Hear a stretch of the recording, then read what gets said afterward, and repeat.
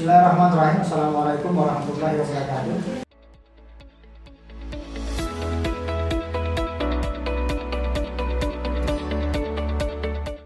Waalaikumsalam warahmatullahi wabarakatuh. Alhamdulillahirrahmanirrahim. Na'budu wa nasta'inuhu wa nastaghfiruhu wa na'udzu min syururi anfusina wa min sayyiati a'malina. Man yahdihillahu fala mudilla lahu wa man yudlil fala hadiya lahu. Asyhadu an la ilaha illallah wa asyhadu anna Muhammadan abduhu wa rasuluhu wa nabiyyu ba'du. Puji syukur kita haturkan kepada Allah Subhanahu wa taala yang telah melimpahkan rahmat-Nya serta karunia-Nya. Salawat serta salam alhamdulillah kita haturkan kepada Nabi besar Muhammad sallallahu alaihi wasallam beserta para sahabat dan pengikutnya hingga yang terakhir nanti. Pada pertemuan kali ini kita akan membahas kelanjutan dari pertemuan pertama kemarin. Sebagaimana yang Bapak sampaikan, ini ada dua mata kuliah yang digabungkan pada kurikulum ini, yaitu manajemen keuangan syariah satu mata kuliah itu seharusnya, kemudian manajemen investasi syariah itu satu mata kuliah seharusnya. Jadi 2 SKS hingga 4 SKS. Nah, karena digabungkan, otomatis ada pemadan materi, ada materi-materi yang mungkin overlap dengan materi mata kuliah yang lain, sehingga ada yang perlu ditinggal. Digabungkan menjadi 3 SKS. Nah, kurang lebih seperti itu mata kuliah kita ini. Nah, di tahun 2022 kita lagi-lagi mereformasi kurikulum kita yang baru. Kembali ke semula yang tadinya digabung, ini kita pisahkan lagi. Jadi satu mata kuliah materi keuangan, materi manajemen keuangan syariah, dan satu lagi materi manajemen bisnis syariah. Nah, namun ini tidak berlaku untuk kalian, berlaku nanti bagi angkatan 2002. Ya, mereka bisa saat ini semester 1 ya. Mungkin mereka semester 3 atau semester berapa gitu kan menemukan mata kuliah ini. Oke. Kalau minggu lalu kita sedikit banyaknya membahas terkait dengan yang namanya manajemen, ya, sebagaimana yang kita sepakati bersama dari beberapa pemaparan oleh para ilmuwan, ya, mulai dari planning, organizing, auditing, controlling, staffing, commanding, dan sebagainya, itu ada hampir 14 item. Nah, jadi kalau kita ramus semuanya itu mungkin terlalu banyak ya. Kita ambil 4 saja, yang wajibnya saja 4 nih ya. Jadi yang wajib itu adalah planning, organizing, auditing, controlling. Nah, mungkin sedikit Bapak bahas lagi terkait dengan itu untuk mengingat saja ya. Planning. Jadi yang namanya planning itu merencanakan sesuatu. Merencanakan sesuatu. Misalnya suatu organisasi kita ingin melaksanakan ada kegiatan event besar, misalnya mengadakan seminar terkait dengan memperkaya skill karyawan. Kemudian kita memberdayakan orang-orang yang profesional, kita datangkan orang-orang yang dari Jakarta misalnya ya, untuk memberikan materi. Nah, kita sebagai institusi, sebagai organisasi yang terorganisir, tentunya kita harus merencanakan lebih dulu.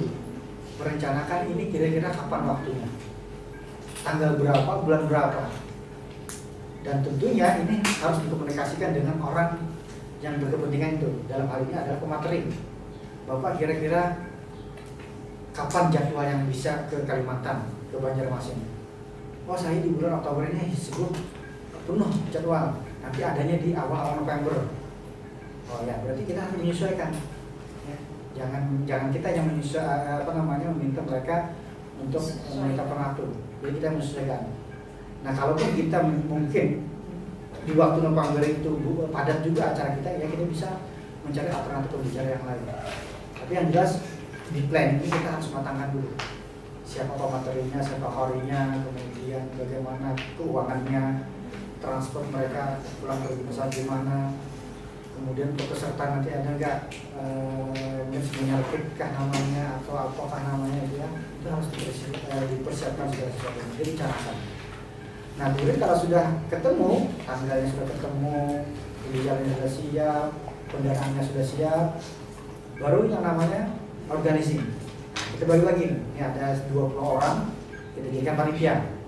Nah, ada yang bagian konsumsi, ada yang bagian terima tamu, ada yang bagian publikasi dan dokumentasi, perlengkapan dan sebagainya. Nah, mereka diarahkan, diberikan tugas dan tanggung jawab, sehingga nanti ketika pelaksananya dia akan bekerja dengan sendirinya sesuai tugas dan fungsinya.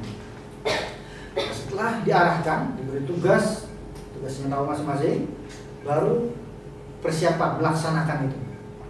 Ya, mungkin bisa dicicil karena bulan November masih 1 bulan lagi, nggak apa-apa dicicil dari sekarang. Misalnya persiapan seminar kit, kita harus ada block note kasih, kemudian harus ada PowerPoint, harus ada flash disk misalnya. Misalnya, nah apa keperluan-keperluan yang ada di seminar itu silahkan dipersiapkan dari sekarang, beli dari sekarang. Ya, persiapkan, waktu masih panjang 1 bulan.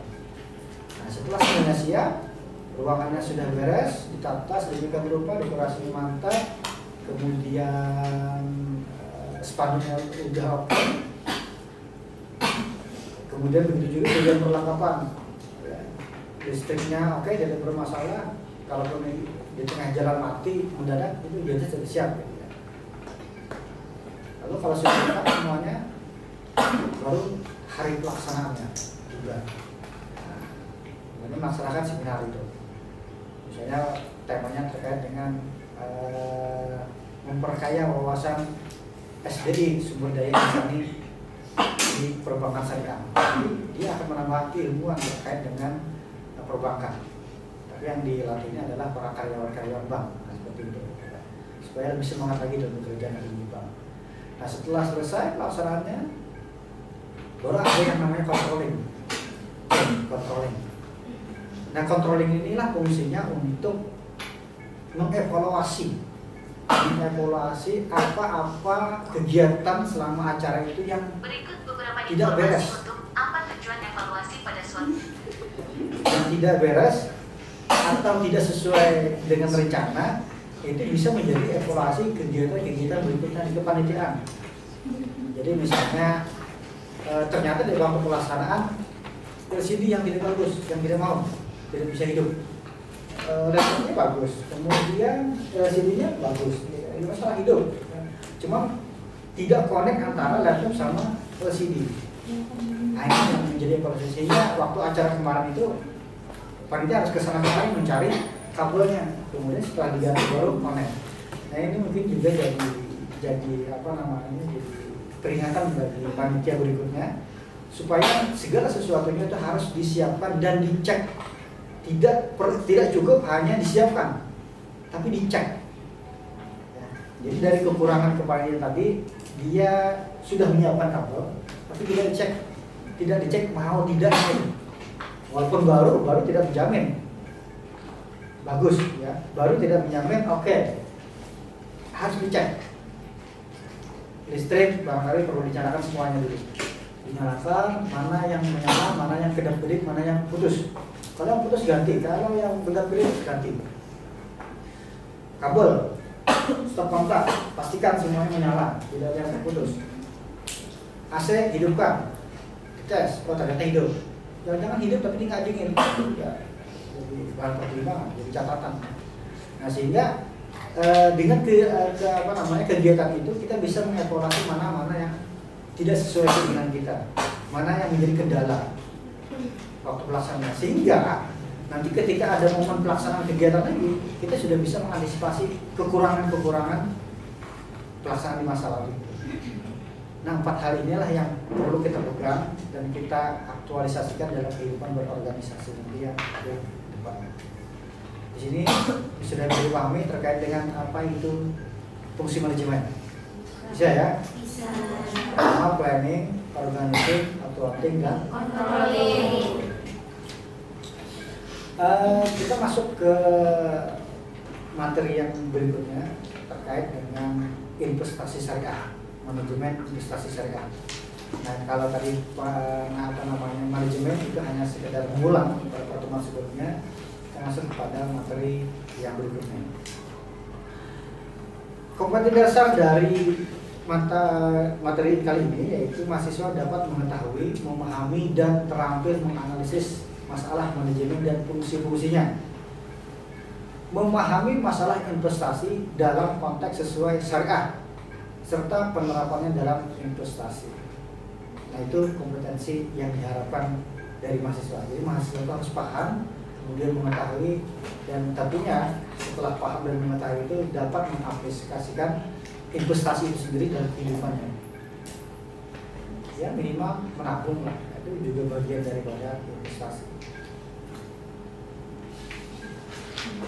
Kemudian pengalaman belajar, satu, mendengarkan penjelasan dosen di kelas, yang kedua melakukan diskusi dan tanya jawab. Jadi nanti silakan yang ingin melakukan tanya jawab, ada hal-hal yang barangkali yang belum bisa dipahami, silakan tanyakan ya pada akhir dari perkuliahan kita nanti. Ada 4 poin pada pertemuan kali ini yang akan kita bahas. Yang pertama, A, konsep manajemen itu sendiri. Kemudian B, konsep investasi. C, konsep syariah. Kemudian yang D, manajemen investasi syariah. Bapak mengulang sedikit saja dari pertemuan sebelumnya. Pengertian manajemen itu ada 3 hal kalau kita rangkum keras. Yang pertama, manajemen sebagai suatu proses dari awal sampai akhir, dari awal pelaksanaan kegiatan sampai akhir kegiatan. Nah, itu yang disebut dengan, yang ditulisnya dengan manajemen sebagai suatu proses. Yang kedua, manajemen sebagai kolektivitas orang-orang yang melakukan aktivitas manajemen. Jadi ada pimpinan yang membawahi bawahannya, bawahannya itu berbagai macam bidang, dan pimpinan itulah yang mengatur bidang-bidang tadi, bidang ini dan seterusnya, dokumentasi, perlengkapan, konsultasi dan sebagainya.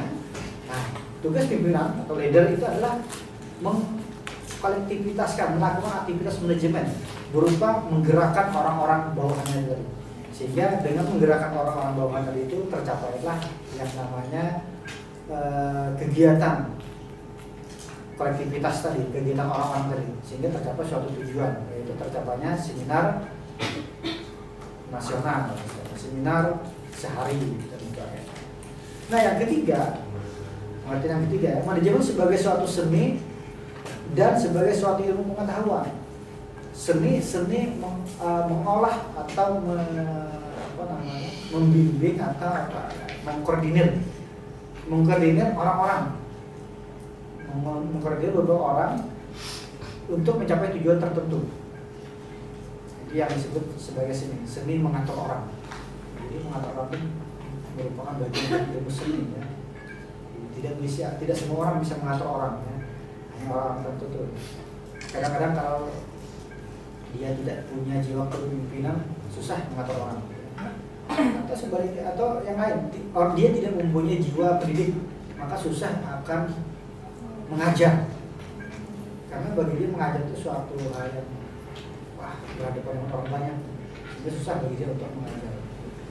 Ya, pengen jadi ibu rumah tangga, seperti itu juga aman, kata mereka. Nah, ada juga yang mengatakan bahwa manajemen ini sebagai suatu ilmu pengetahuan,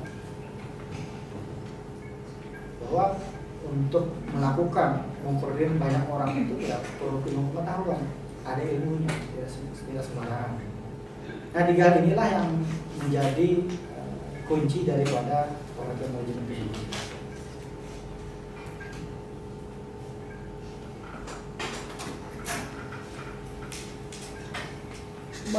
Perspektif manajemen Islami sudah menjadi hal yang maklum bahwa manajemen dalam Islam dipandang sebagai perwujudan amal soleh yang harus bertitik tolak dari niat baik.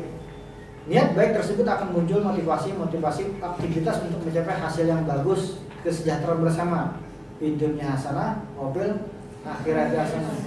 Nah, jadi manajemen itu merupakan pergerakan kita kesehariannya yang tentunya kita niatkan apa yang kita kerjakan itu merupakan bagian dari amal ibadah. Nah, sehingga segala gerak-gerik kita itu merupakan atau bernilai ibadah. Jadi ibadah itu tidak melulu sholat, puasa, zakat, naik haji. Ya, ibadah madah, ya itu. Tapi di dalam kehidupan sehari-hari kita banyak hal-hal yang sifatnya beribadah juga. Sebagaimana hadis Nabi, tabas samaba ila akhirah sedekatun. Senyummu kepada saudaramu merupakan suatu ibadah. pahala, sedekah dapat pahala ibadah, ada berbeda. Jadi banyak hal-hal yang bisa kita kerjakan untuk mendapatkan pahala untuk ibadah. Termasuk juga manajemen ini mengatur gerak-gerik kita. Kalau kita niatkan dengan tulus hati bahwa apa yang kita lakukan ini karena lillahi ta'ala, insya Allah bernilai ibadah. Bekerja juga termasuk ibadah. Ada 4 landasan untuk membangun manajemen menurut pandangan Islam. Jadi manajemen itu perlu dikembangkan, dan ini perlu 4 hal, 4 pilar. Pilar itu tiang ya, sebagaimana tiang rumah, nah, itu punya tiang.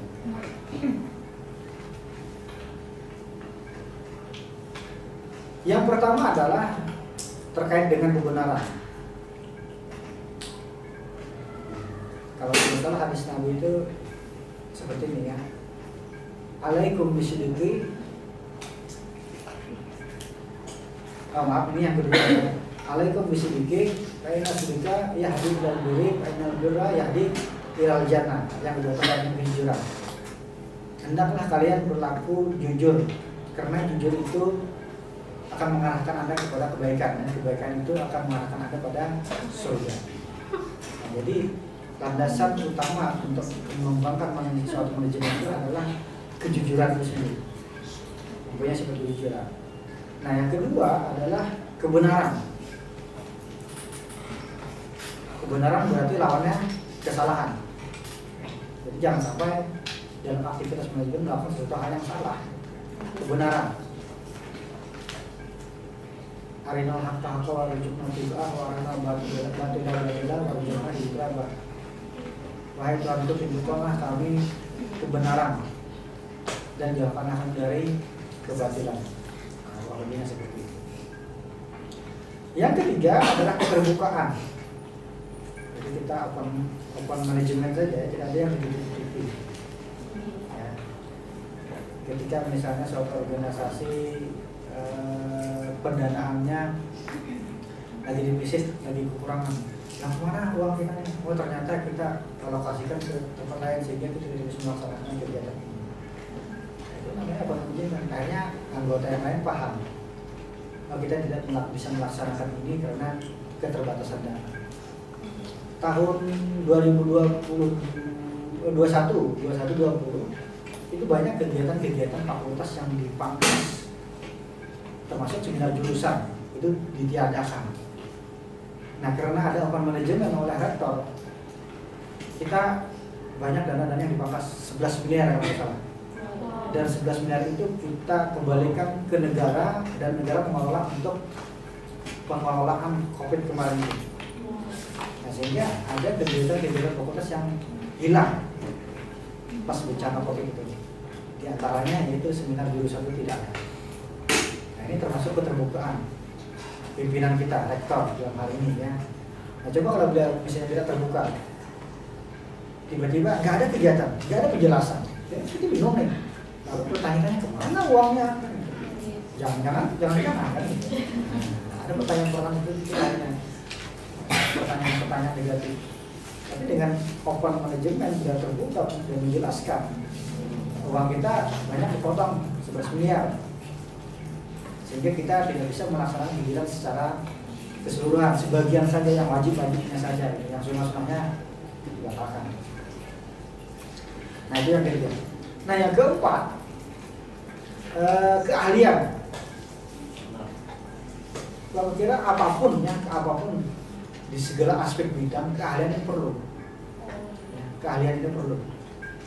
Bukan saja sebagai seorang leader, sebagai seorang pemimpin. Ya. Di berbagai bidang pun harus ahli. Anda sebagai ibu-ibu nantinya 5-10 tahun mendatang, ya Anda harus jadi ahli memasak. Jangan sampai memasak air saja kosong gitu ya.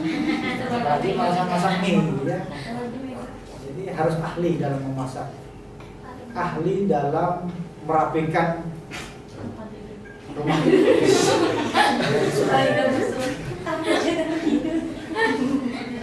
Ataupun Misalkan Anda menggeluti di bidang tertentu, misalnya jadi teller atau jadi CS, ini harus profesional di bidang, harus ahli. Riayah atau jiwa kepemimpinan.